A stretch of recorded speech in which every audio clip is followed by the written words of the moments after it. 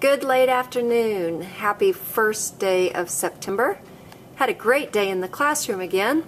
I wanted to talk a little bit tonight again, I guess, about how data that we get on kids drives the instruction in the core, which my English Language Arts 7th grade is a core class that they're getting the curriculum.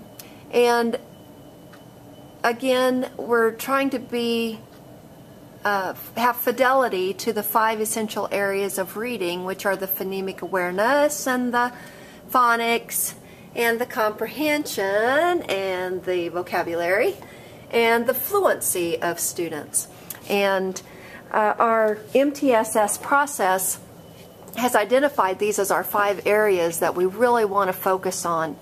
Coming up next week on Tuesday after Labor Day, we will have students do a screener for those things.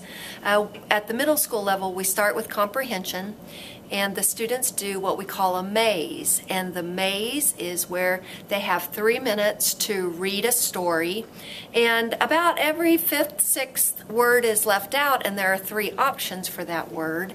And as the student reads along, then they circle the word that would fit in that sentence, and then read on, read on, read on. And there are cut scores or standardized scores that have been developed with the maze.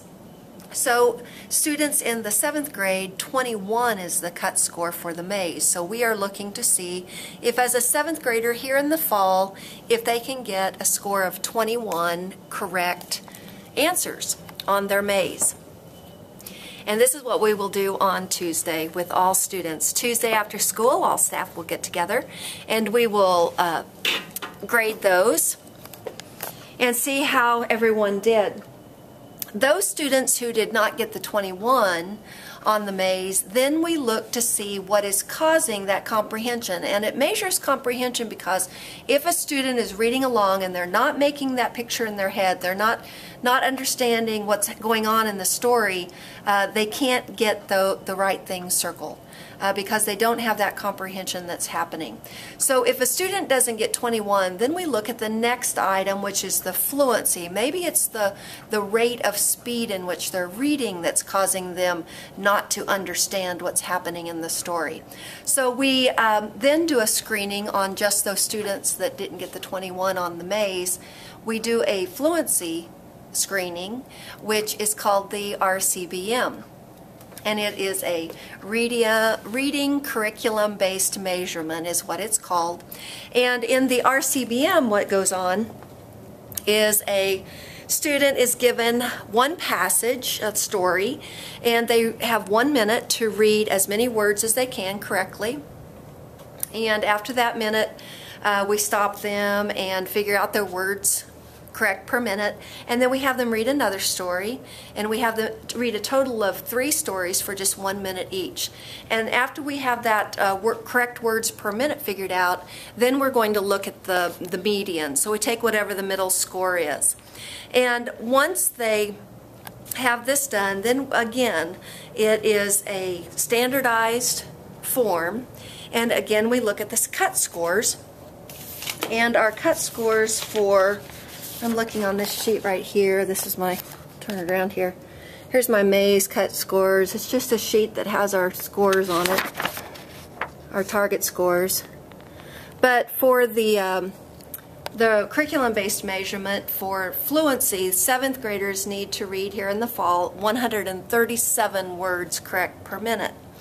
So we're excited to do this screening because, again, in reading, what we're after with our MTSS process of school improvement, we are after taking each individual child where they are in their reading, and then if they need some additional help, providing that to them. And if they don't, then we figure that what they are receiving from the curriculum in the core should keep them up to where they need to be as a 7th grader. Once we look at fluency, if they don't reach the 137 words per minute, then we start looking at what's keeping them fluency-wise from being able to do that. And the next thing on the chart then would be the phonics. And we do a quick phonics screener with those students. And the quick phonics screener measures and looks at, I don't know if it measures, but it looks at 10 different reading skills. And it goes anything from the silent E to multi-syllable words, 10 different skills that students need to be successful, fluent readers. So we look at that quick phonics screener. And if the quick phonics screener shows okay that they've got all of those 10 skills in place, then we will back up and just know that they need some fluency and perhaps some comprehension help. If they don't pass one of those fluency, one of those phonics skills, then we will back up and give them what they need with the phonics and the phonemic awareness that they need.